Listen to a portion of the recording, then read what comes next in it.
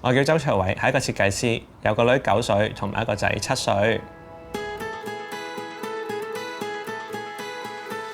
4年前，阿女就開始玩滾軸溜冰呢個運動，見佢練習嘅時候好投入啊，亦都好開心。我本身都冇接觸過呢個運動嘅，但係見佢咁投入，我都想學埋一份。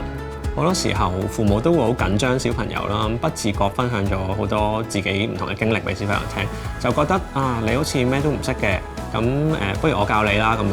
咁但係我覺得小朋友其實都唔中意呢種俾人輕視嘅感覺。咁我同阿女一齊做運動嘅時候，我依家都學識咗點樣放低自己嘅成見，去重新學習一樣嘢，會尊重小朋友嘅意見多咗啦，亦都少咗先入為主。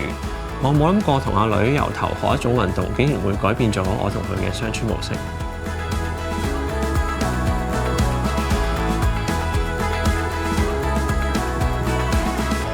家長一起動，我支持小朋友每日運動1個鐘。